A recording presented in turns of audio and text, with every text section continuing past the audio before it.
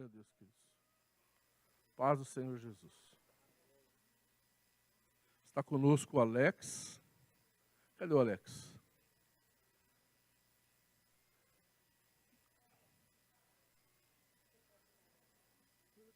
A claridade das portas está deixando eu enxergar. Ali. Oi, Alex. Eu não vou pedir para ficar de pé, porque o Alex está numa cadeira de rodas, provisoriamente. Mas o Alex, quantos lembram que nós oramos por ele, intercedemos, ele era motorista de uma Scania, né, de um caminhão, sofreu um acidente, ficou 3 horas, 4 horas preso nas ferragens, e Deus o livrou, né, quebrou o braço, perna, mas já tá quase jogando bola. Né? Deus é bom, né? E a gente fica muito feliz em ver você de volta aqui com a gente, servindo ao Senhor. Outra pessoa que está se recuperando assim rapidamente é a irmã Abadia. Ela tem 83 anos, pegou Covid, saiu.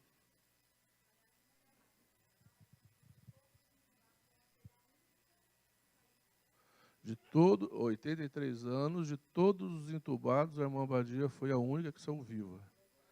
E você sabe por que ela saiu viva? Porque você orou por ela. Muito pode a oração do justo pela sua eficácia. Por isso, queridos, entenda isto, entenda este princípio. Um tempo que você gasta orando não é um tempo perdido, não é gasto, é investimento. Invista em oração pela sua família, pelos seus amigos, pela cidade, pelo Brasil, pela igreja, né? Porque o poder da oração muda circunstâncias, move nação, liberta vidas, né? E nós somos intercessores. Quantos guerreiros nós temos aqui? Em nome de Jesus. Eu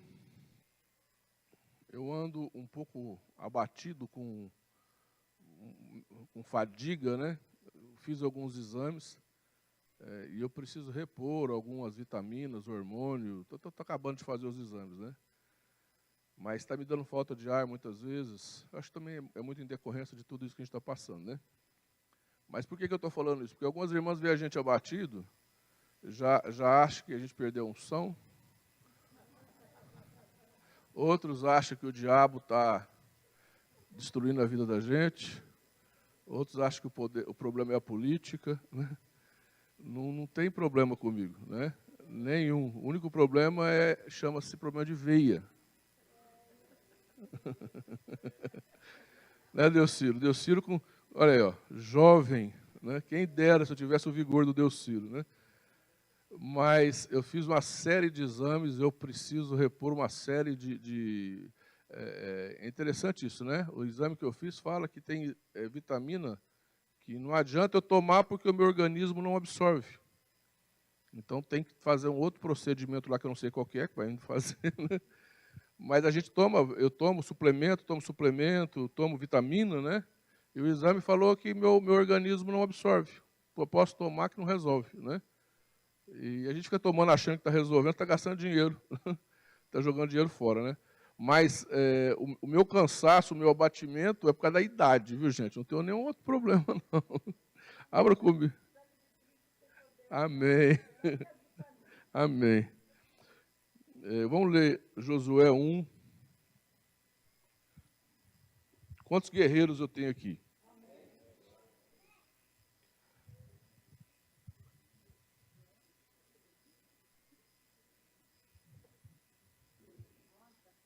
Josué, capítulo 1, do versículo 1 em diante. Do versículo 1 até o 9.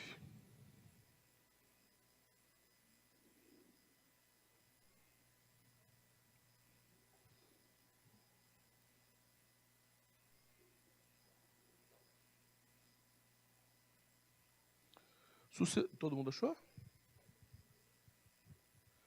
Sucedeu depois da morte de Moisés, servo do Senhor, que este falou a Josué, filho de Num, servidor de Moisés, dizendo: Moisés, meu servo, é morto.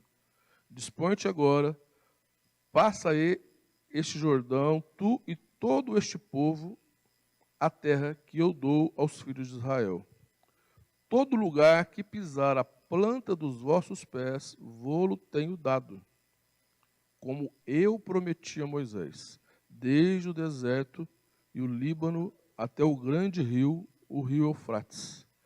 Toda a terra dos heteus e até o mar grande para o poente do sol será o vosso limite. Ninguém te poderá resistir. Todos os dias da tua vida, como fui com Moisés, assim serei contigo. Não te deixarei, nem te desampararei. Sê forte e corajoso, porque tu farás este povo herdar a terra que sob juramento prometi dar aos seus pais. Então somente sê forte e muito corajoso, para teres o cuidado de fazer segundo toda a lei que meu servo Moisés te ordenou. Dela não te desvies nem para a direita, nem para a esquerda, para que sejas bem-sucedido por onde quer que andares.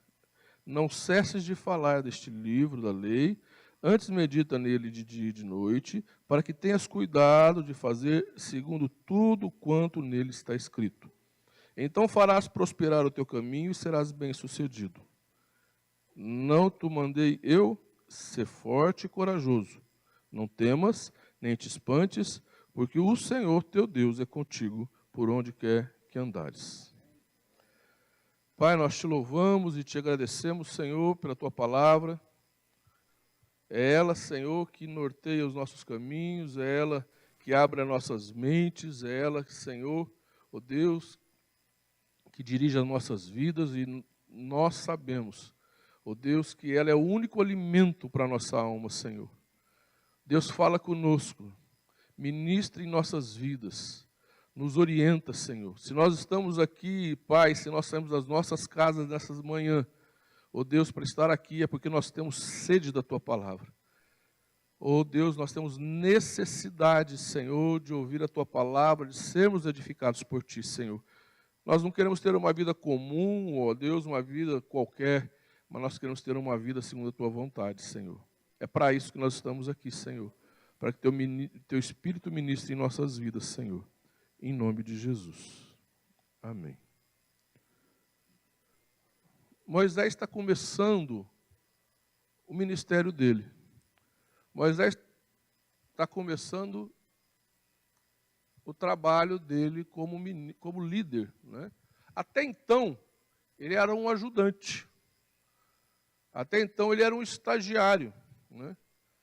E agora ele deixa de ser um estagiário, de ser um ajudante, para se tornar o líder, para se tornar o responsável pelo ministério dele, pelo chamado dele. Até então, Moisés dava as ordens e ele obedecia.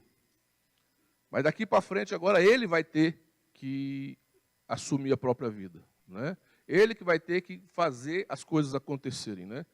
E na nossa vida é mais ou menos assim também. A gente muitas vezes está na casa do pai e fica ali sossegado, né? Estudando, trabalhando, mas é o pai que decide as coisas. E, de repente, você é que tem que resolver as coisas, né? É você que tem que assumir a responsabilidade, é você que tem que fazer a coisa acontecer, né? Eu acho que, de uma forma ou outra, todos nós, em algum tempo na nossa vida, vamos ter que entrar nessa realidade. Nós nos tornarmos responsáveis pela nossa vida, responsáveis em fazer as coisas acontecer. Talvez no ministério também, a gente fica muito tempo ajudando alguém e, de repente, Deus nos chama para liderar alguma coisa, para assumir alguma coisa, né? Até então, você tinha lá um líder, um pastor, um líder de célula, alguém que dava a direção e você obedecia, né? Você seguia. Mas aí Deus te chama para assumir, fazer algo. E é você que vai ter que resolver. E, queridos, isso é bênção, e todos nós temos que passar por isso na vida. Assumir as nossas responsabilidades. Assumir a liderança da nossa vida. Assumir a nossa própria vida.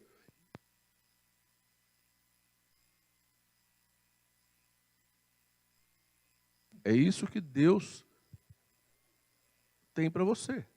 Seja na área familiar, seja na área ministerial, seja na igreja, na área profissional.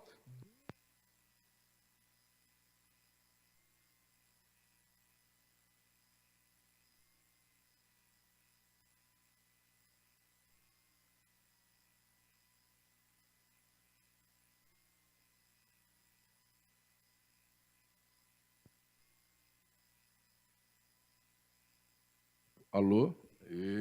Agora ficou bonito. Deus te chamou para liderar. Amém?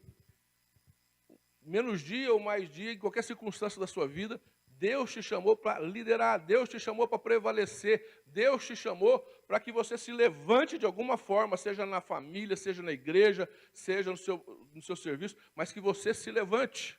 Amém? Um dia perguntaram assim para mim, pastor, como viver neste mundo, o mundo do jeito que está, como que a gente vive? Um grupo de jovens me perguntou, né? E eu disse para eles, na vida você tem duas opções. Ou você influencia, ou é influenciado. Na vida, ou você é o líder que comanda, ou você vai apenas seguir alguém. Na vida, ou você resolve que você vai fazer a diferença e vai influenciar, ou você vai deixar alguém te comandar. E eu estou aqui para dizer para você nesta manhã que Deus te chamou para liderar. Não sei o quê, mas Deus te chamou para liderar. Liderar na sua casa, liderar na igreja, liderar no seu trabalho, liderar na onde você estiver. Deus te chamou para prevalecer, para liderar, para comandar, para prevalecer, para influenciar. Jamais apenas para baixar a cabeça e seguir alguém. Você é um líder porque você é servo do Deus Altíssimo. Amém? Assim como Moisés, Deus levantou Moisés, Deus também tem um chamado na sua vida e Ele te levanta. E o chamado dele é para que você se levante com autoridade e prevaleça no meio em que você vive. Amém? Mas tem um princípio. E eu queria justamente comentar alguns princípios que tem neste texto. E o primeiro princípio é que Deus ressalta que Josué foi servidor de Moisés. Antes dele liderar, ele serviu. A unção que você serve é a unção que você recebe. Tem uma frase que muitos pregadores dizem, né? Que a unção que você honra é a unção que você recebe, né? Eu acho que isso é um pouco mais profundo do que honrar, servir. E a unção que você serve é a unção que você recebe. Se existe um homem de Deus, sirva ele, você vai aprender com ele, a unção dele vai passar para você. Se existe uma mulher de Deus, sirva ela e a unção dela vai passar para você. Quando você serve alguém, aquela unção que está sobre a pessoa passa para a sua vida. Outra coisa é ter espírito de servo. Somente quem serviu, quem foi servo, tem espírito de servo. Muitas vezes as pessoas querem servir a Deus, as pessoas. Eu amo uma frase do Otmani que fala assim: muitos querem servir a Deus, poucos têm um coração de servo. Olha como é forte. Muitos querem servir a Deus, poucos têm um coração de servo. Quando você serve alguém, o mais importante que acontece na sua vida é desenvolver dentro de você um coração de servo. Nós estamos aqui para servir. Ninguém vive para ser servido. Tem gente que já parece que ele quer na vida, ele quer acontecer, ele quer que todo mundo serve, ele quer mandar, ele quer prevalecer, ele acha que Deus chamou ele para isso. Eu nunca vi um ministério com essas características prevalecer por muito tempo. Eu nunca vi ninguém com essas características prosperar na vida.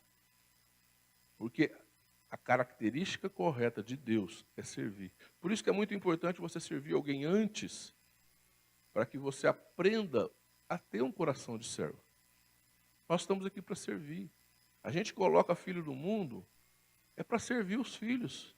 Não é para o filho servir a gente. Aí eles vão servir os filhos deles.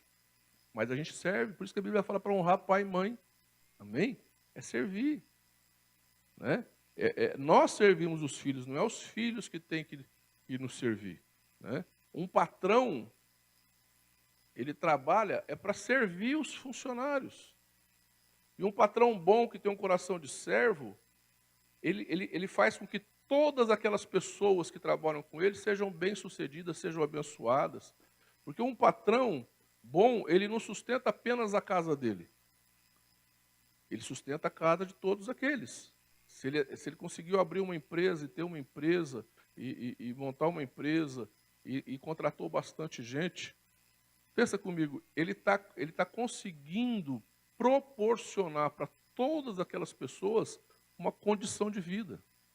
Vocês concordam comigo? Por isso que tem que ter um patrão abençoado, aquele que serve as pessoas. Amém? Um líder de célula, ele foi chamado para servir. Por quê? Muitas vezes você tem que deixar a sua casa, você tem que deixar o seu conforto, você tem que deixar o seu sofá para sair e ir lá na casa daquela outra pessoa, dar um conselho e conversar. Mesmo quando você sabe que aquele conselho não vai funcionar, né? Tem uns que falam, meu Deus, eu sei que não vai dar, que eu vou lá, vou conversar, mas não vai funcionar. Eu já fui mais 30 vezes antes. Né? Tinha um casal que eu ia, ficava até 2 horas da manhã na casa deles conversando. A conversa era sempre a mesma. Eu joguei o banquinho nela. Por que você jogou o banquinho nela? Ah, porque ele arrancou a porta do guarda-roupa e jogou em mim. Mas por que você jogou a porta do guarda-roupa em mim? Ah, porque não sei o que, e não sei o que mais. Né? A vontade, muitas vezes, fala assim, tchau. Vai cuidar da sua vida, vocês não têm. Mas não. A gente está lá para quê? Para servir, para orar. Quantas pessoas ligam, te procura? Quando uma pessoa te procura, é porque ela quer algo de você. Quando uma pessoa te procura para que você dê um conselho para ela, é porque ela quer ouvir algo de você. E Deus te chamou para servir. Amém? E não tem privilégio melhor nessa vida do que você servir alguém.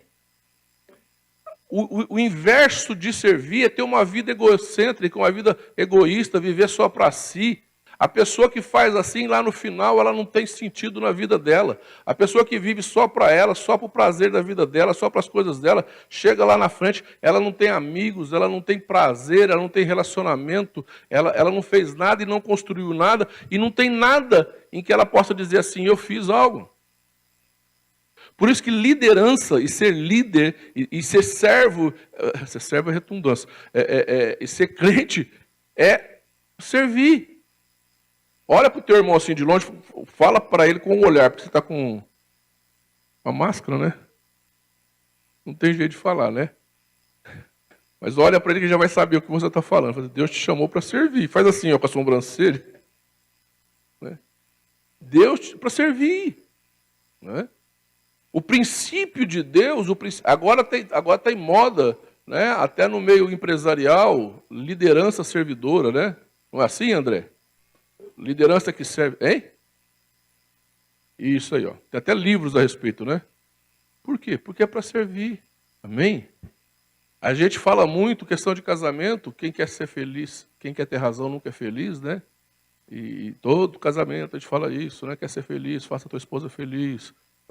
Quer ser feliz, faça teu esposo feliz. No casamento a gente fala essas coisas. Mas, na verdade, você casa para servir o cônjuge.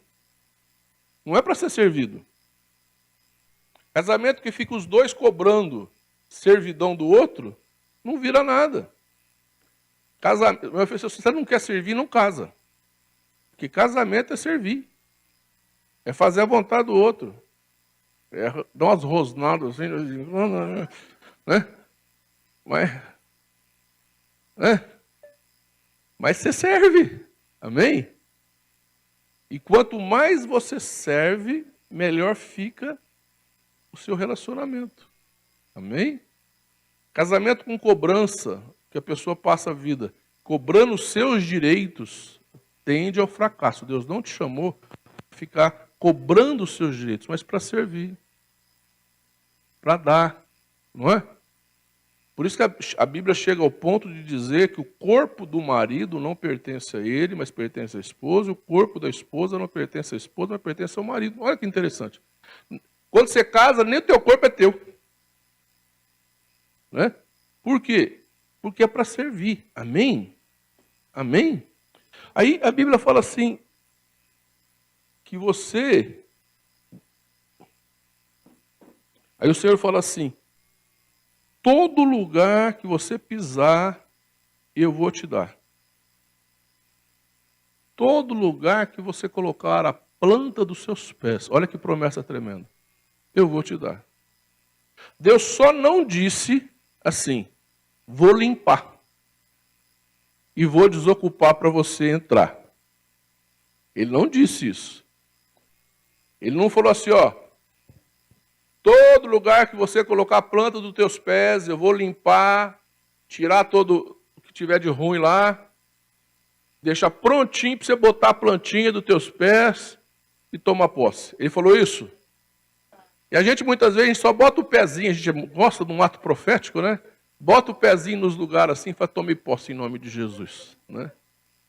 Mas colocar a planta dos pés ali significava desalojar povos. Era guerrear contra povos terríveis. Povos que matavam os próprios filhos, queimados em sacrifício. Pessoas, povos endemoniados. Por que Deus mandou limpar a terra e tirar? Porque aqueles povos viviam debaixo de um poder maligno muito grande. Moloque, por exemplo, que vem a palavra moleque, vem de Moloque. Aí muita gente fala para nem chamar os filhos de moleque, eu aconselho mesmo, não chama de menino. Né? Se você for português, chama de puto, não tem problema. É que tem um pessoal de Portugal que ouve a gente, né? Aí se você é de Portugal, chama o menininho de puto. Lá não tem problema, que você não pode chamar de puto, né? Chama de menino. É verdade, né? Um dia eu estava conversando com uma irmã que morava em Portugal e conversando com ela, eu falei, mas é muito diferente a língua lá, né? Aí ela foi falando tal. Eu falei, mas como que você chama o seu menino, né? Você chama ele de puto? Chama, ué. Lá é o normal. E como que você fala assim que você vai limpar o bumbum dele? Ele fala, limpar o rabo. Olha como que é cultura, né? E é português, né? Aí eu comecei a rir, não parava mais, né? Porque aí eu já fiz a frase, né? Eu já compus a frase, né? Puto, vem cá que eu vou limpar teu rabo. Aqui no Brasil é um palavrão, né? Lá é normal, né? Putinho, vem cá que eu vou limpar teu rabo. Olha que coisa. Mas lá é normal, né? Lá é normal. Pegar uma bicha lá é normal. Lá é fila, né, gente? Lá você vai pegar uma fila, você fala pegar uma bicha, né? Eu estava no aeroporto lá em Moçambique, para vir embora, e tinha um português, baixinho desse tamanho, e tinha um muçulmano enorme, grande. E esse muçulmano brigando com o português falava assim por português, eu peguei a bicha primeiro. Eu peguei a bicha primeiro. E eu tentando caçar meu celular, porque eu queria filmar. Ia bombar na internet. Eu falei, muçulmano pegando a bicha. Primeiro, né? Mas lá a bicha é fila, né? Então, agora nem esqueci mais o que eu estou falando, meu Deus do céu. Todo lugar que você colocar a planta dos teus pés, o Senhor te dá por herança. O que significa isso? Conquista, querido. Não é só botar o pezinho e Deus te dá, não. Tem gente que, eu botei o pezinho e Deus me deu. Vou lá, faço um ato profético, tomei.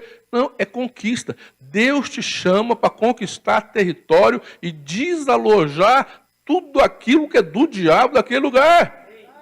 Amém? Você entra numa casa E o Senhor vai te dar aquela família por herança, uma família que você vai conquistar. Não é só ir lá botar o pezinho e falar, essa família agora é de Jesus, eu tomei posse. Não. Ali você vai ter que lutar com libertação, lutar com aquelas vidas, ministrar a palavra, discipular, orar, ministrar, para que aquela casa seja totalmente limpa das influências malignas, dos ensinamentos do diabo, e ali seja estabelecido o reino de Deus. Amém?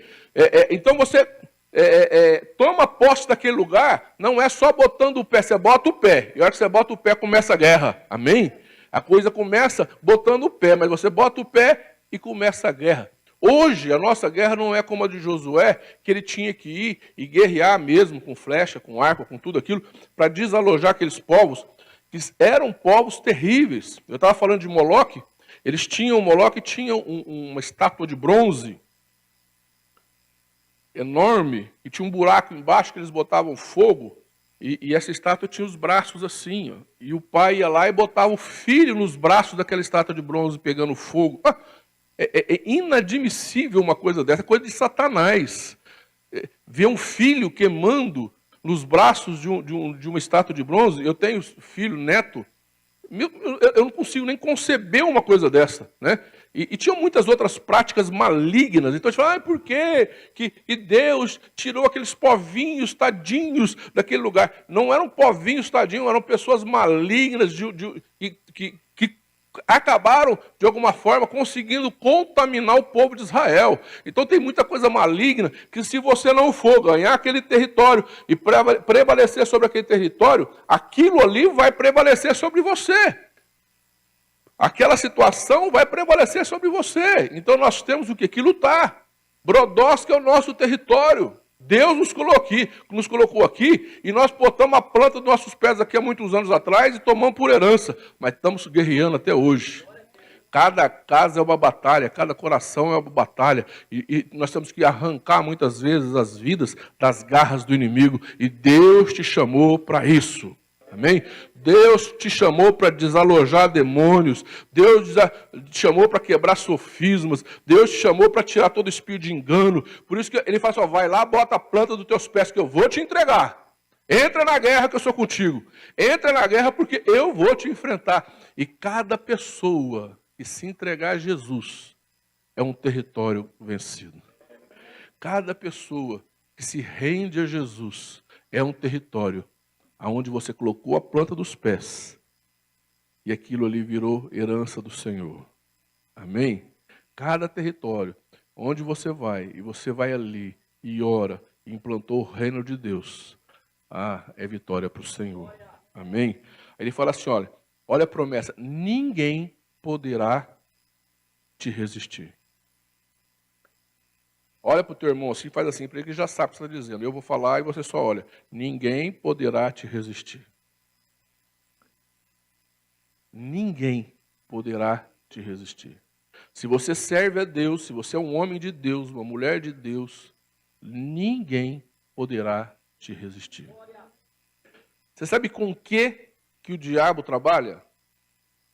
Com a dúvida. Quem aqui é falho? Quem é que dá uma pisada na bola pelo menos uma vez por dia? Quem é que tem um pensamentinho que não queria ter? Nós somos assim, queridos. E Deus nunca teve expectativa de que você não fosse assim. Nós somos falhos. E o diabo, então, ele usa isso para dizer assim, você não vai prevalecer. Com esse jeito que você é, não adianta. O diabo vai pisar no teu pescoço. Você vai levar tinta. E a gente acredita. Né? Se você está debaixo do sangue de Jesus, se você aceitou Jesus, se você é servo do Deus Altíssimo, ninguém poderá te resistir. Não são as tuas falhas que te impedem. Amém? Muitas vezes o diabo consegue nos intimidar. E intimidados, nós ficamos parados. Se Deus tivesse alguma pretensão de usar só os perfeitos, Ele faria uma obra na nossa vida para que nós nos tornássemos pessoas perfeitas. Mas vocês lembram daquele problema de Paulo, com o espinho na carne, por 3 vezes? Ele orou ao Senhor, e o Senhor falou assim, Paulo, eu não vou tirar o espinho, né? Para você não ficar soberbo, porque a minha graça te basta, porque o meu poder se aperfeiçoa na fraqueza. Você sabe por quê que Deus permite que você seja falho? Gente, não é viver uma vida degradada, né? Não é isso que eu estou falando. Porque aquela pessoa que tem consciência das suas falhas, toda vez que Deus usa ela, ela glorifica a Deus. Que ela fala assim, eu não. De mim não vem isso, porque eu não tenho capacidade, eu não tenho qualidade, eu não tenho condição. Então ele dá glória ao Senhor. Porque aquele que não deu glória a Deus e pegou a glória para si, o que aconteceu com ele? Foi morreu cheio de vermes, não é? Foi Herodes, não é? Então, Deus mantém você falho para que quando Deus te usar, você glorifique a Ele e não roube a glória para si. Você me entende? Mas o que o diabo faz? Ele faz um trabalho inverso. Ele fala assim, você é falho. Você é limitado. Você vai falar de Jesus para fulano, você não cuidou da sua vida ainda. Você vai orar, você vai botar a mão na cabeça da pessoa, quem é você? O diabo vai passar para você. O diabo passa para você nada, você é lavado com o sangue de Jesus. Amém?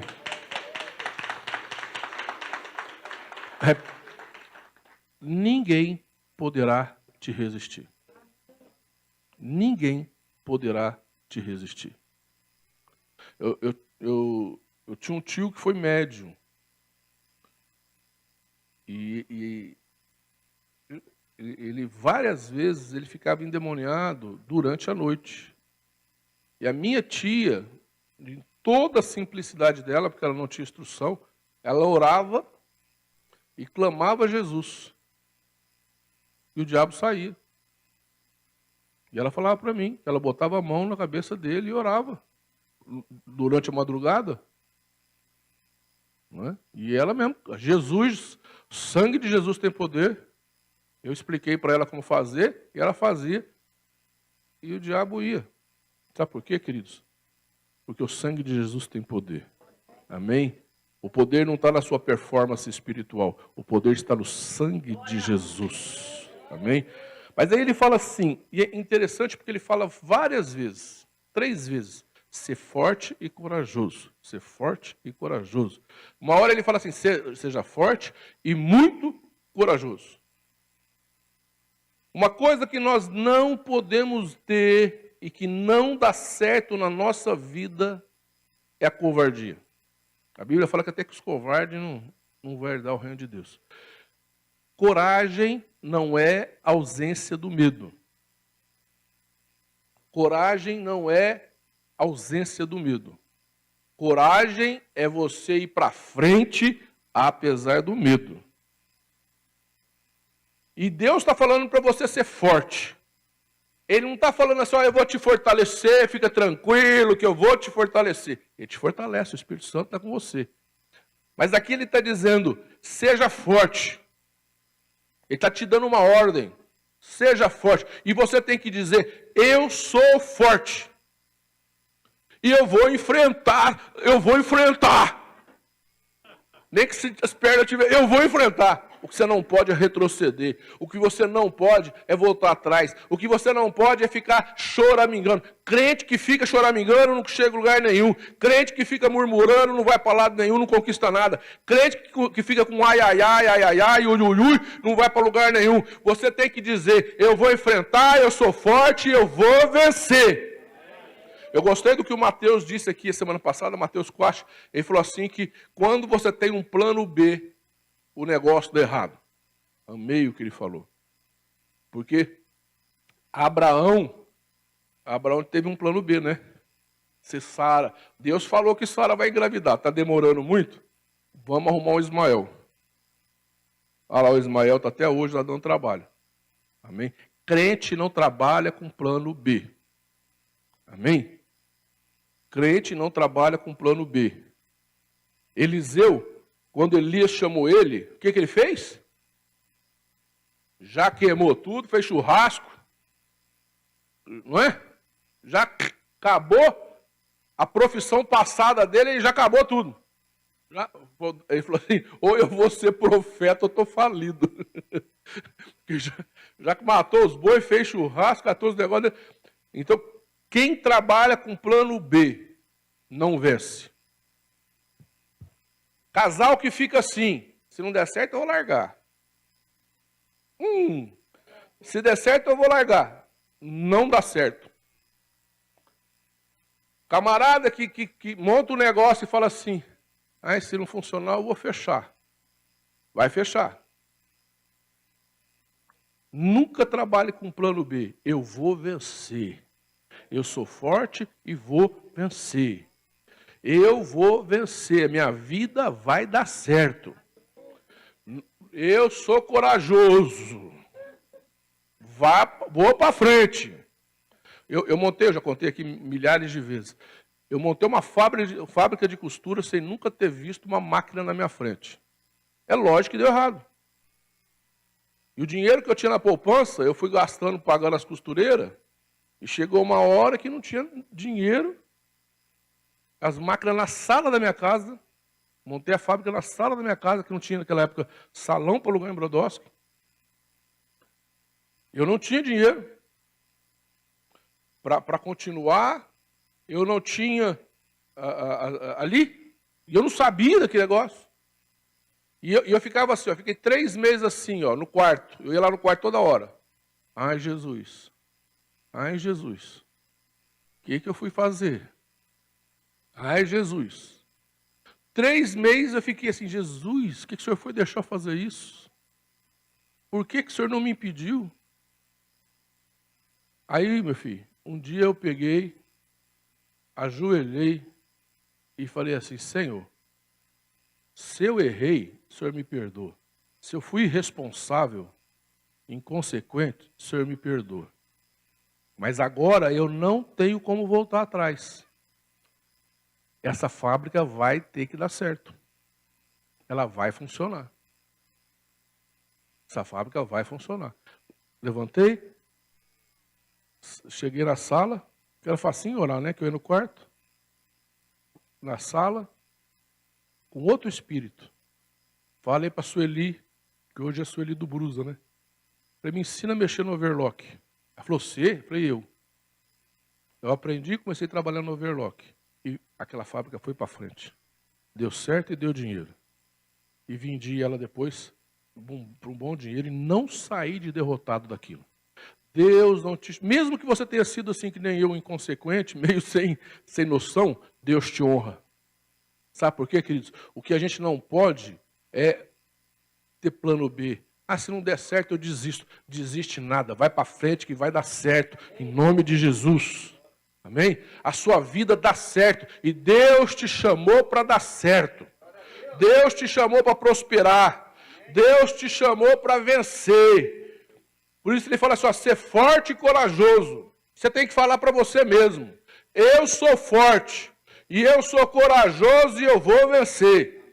Porque a hora que o diabo lançar a dúvida do medo, começar a lançar medo, lançar não sei o quê, você vai falar, eu não aceito porque eu sou forte e corajoso. Porque o que o diabo trabalha é com o nosso medo, com a nossa dúvida.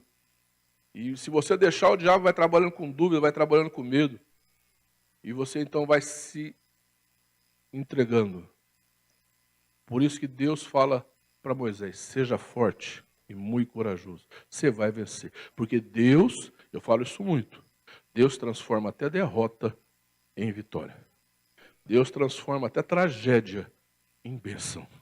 Porque o teu Deus é Deus de vitória. A gente nunca vai entender tudo que Deus faz. A gente nunca vai entender os desígnios de Deus, os propósitos de Deus. Você nunca vai entender. Se você ler a história de José, você vai entender Deus. Porque é engraçado isso, né? Quando você lê a história de José, você entende Deus.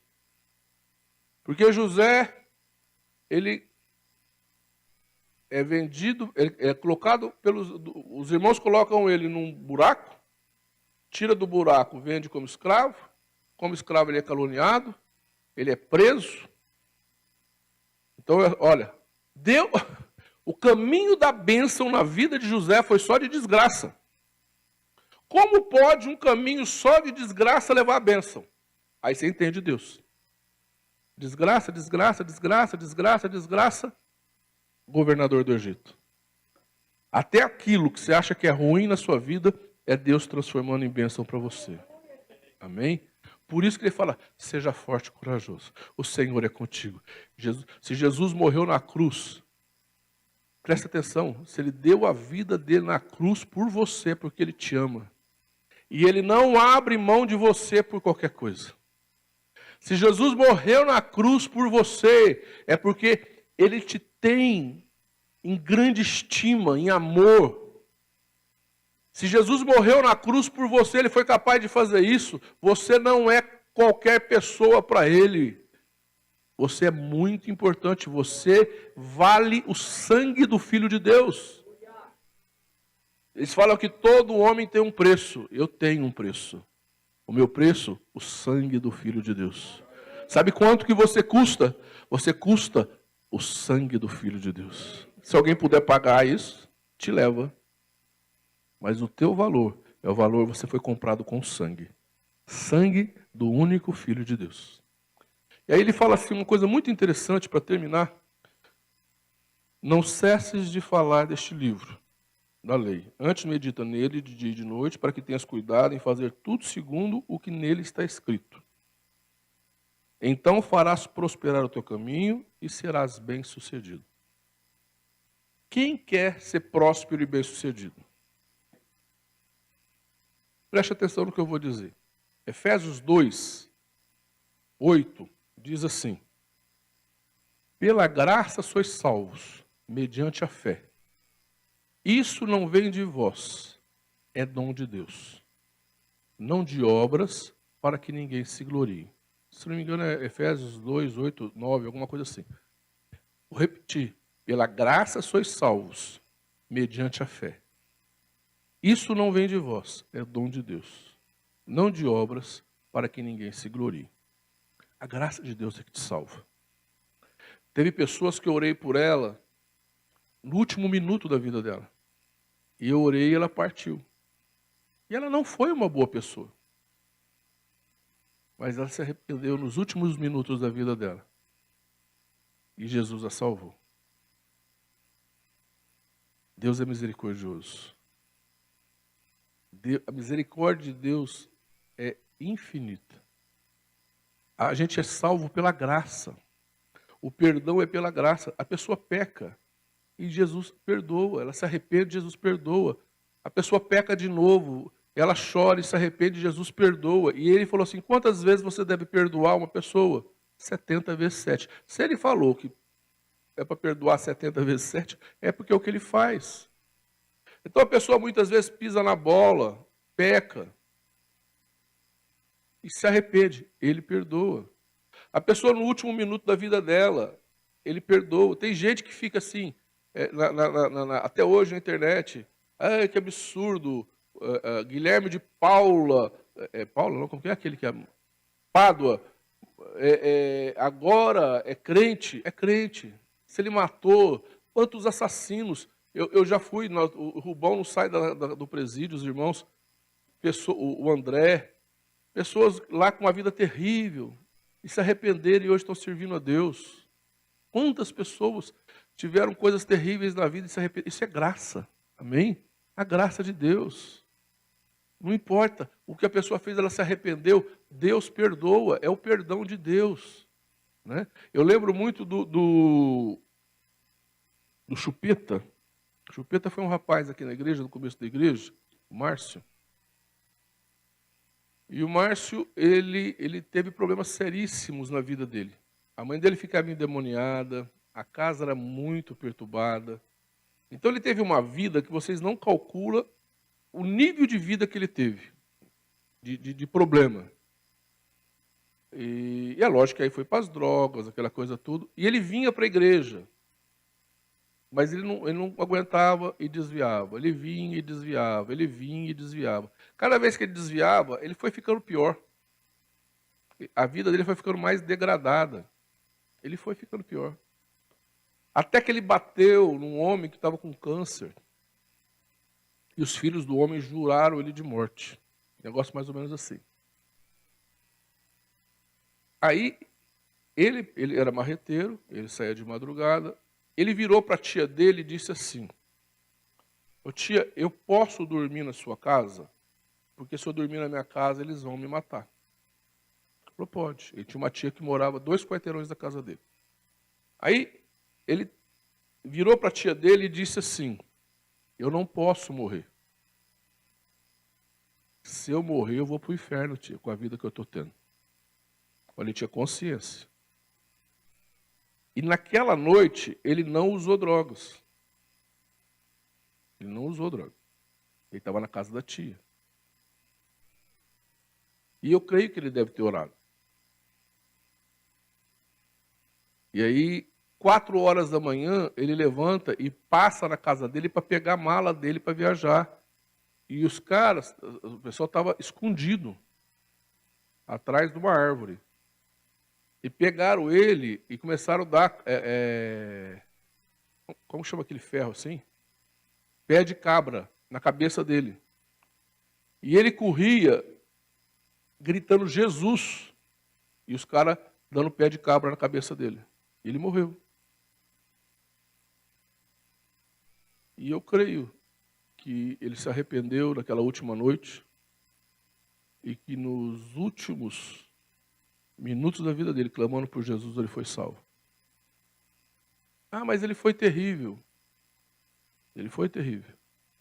Mas também foi terrível a vida que ele teve e que lhe ofereceram. Ele não teve um lar normal, ele não teve uma família normal e ele sofreu muito. Ele era produto, resultado de uma família disfuncional. Mas eu creio que na infinita misericórdia de Deus, ele se arrependeu e está salvo. Amém? Essa é a graça de Deus. A graça de Deus. Agora preste atenção no que eu vou dizer. A graça de Deus não invalida princípios. A graça de Deus não cancela princípios. Você quer ser abençoado e bem-sucedido enquanto estiver sobre a face da terra? Cumpra princípios. Amém? A graça de Deus, não é porque você está na graça de Deus, que está tudo na bênção, entendeu? E que aí os princípios da palavra são cancelados. Não é assim que funciona. Aqui está dizendo o seguinte: não cesse de falar deste livro, de dia e de noite, tenha cuidado em fazer tudo que nele está escrito. Então, você vai ser próspero e bem-sucedido. Então, o que é princípio? O que é princípio? Princípio de vida, o que a Bíblia ensina. Paulo falou o seguinte: quem semeia pouco, pouco colherá. Quem semeia muito, muito colherá. É um princípio. Não é porque você vive na graça de Deus que esse princípio foi cancelado. Jesus falou: dai e dar-se-vos-á. Quem dá, recebe. Amém?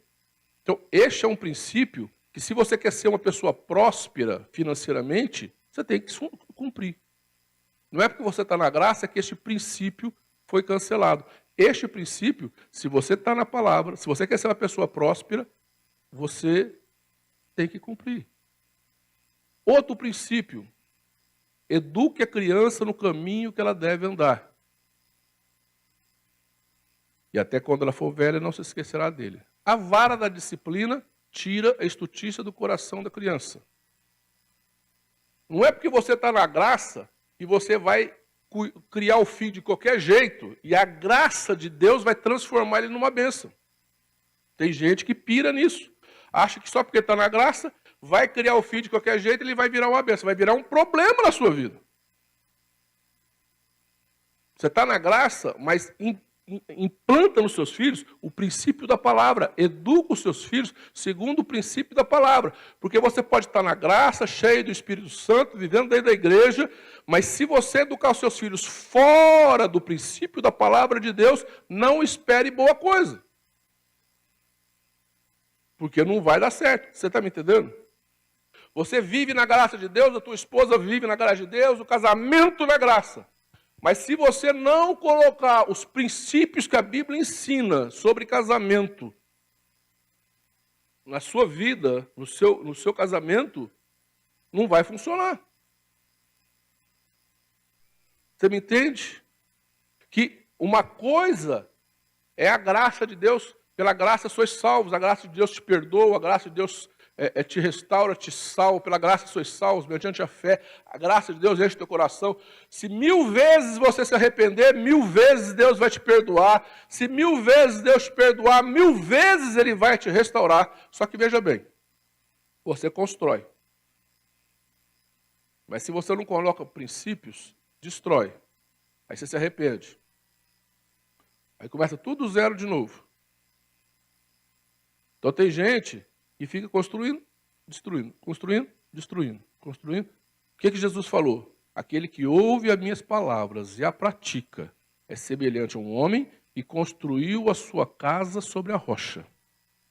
E quando vier a tempestade, não vai ter problema, porque a casa não vai cair. Aquele que ouve as minhas palavras e não pratica é como aquele que construiu a casa sobre a areia. Vai vir a tempestade, a casa vai cair. Deus vai continuar amando aquela pessoa? Vai. Deus vai ajudar ela a reconstruir a casa? Vai. Mas se ela continuar construindo sobre a areia, toda tempestade vai cair. E a graça de Deus vai ajudar ela a reconstruir. Então tem gente que passa a vida inteira, derruba, constrói, derruba, constrói, derruba, constrói, derruba, constrói. É a graça de Deus, a misericórdia de Deus, derruba, constrói. Mas ela nunca desfruta de algo grande, porque ela não coloca os princípios da palavra de Deus na prática na sua vida. A graça de Deus não invalida princípios. Olha para o teu irmão e diga para ele assim, ó, só olha, e eu repito, a graça de Deus não invalida princípios. Amém? Então, se você quer ter uma vida financeira abençoada, aplica os princípios da palavra. A gente brinca muito, fala e é verdade. Você já viu o judeu pobre? Difícil, né? Porque eles têm uns princípios, né? Se você quer ter um casamento abençoado, aplica os princípios, né? Se você quer ter um negócio abençoado, aplica os princípios da palavra. A graça de Deus não vai fazer aquele negócio virar bênção na marra. Você está me entendendo? A Bíblia fala assim, quem bebe é amigo dos prazeres, em Provérbios 21, 17, né? Ou do azeite que gosta de comer demais, né? Vai ficar pobre. Então, quem gosta muito de prazer, quem gosta muito de beber, da bebida, vai ficar pobre. A Bíblia fala em vários versículos, eu peguei só um. A pessoa vai ficar pobre. Quem só pensa em comer e beber, nunca vai ganhar dinheiro, né? Aí não adianta, eu estou na graça, está na graça, fica bebendo e pobre. Você me entende? Que a graça de Deus, ela é maravilhosa. E Jesus te perdoa 1000 vezes, se você se arrepender 1000 vezes. Ele restaura todas as vezes que fala assim, vamos começar do zero, meu filho, vamos começar do zero. Vamos começar de novo, vamos começar de novo. Vamos outra vez, porque Deus é amor. Ele te ama. Agora, se você quer ser abençoado nessa terra, e ter uma vida estruturada, e uma família estruturada, olha o conselho que Deus deu para Josué. Medita nesta palavra de dia e de noite, e tenha cuidado em fazer tudo quanto nela está escrito. Aí você vai ser próspero e bem-sucedido. Amém? Vamos ficar em pé, queridos.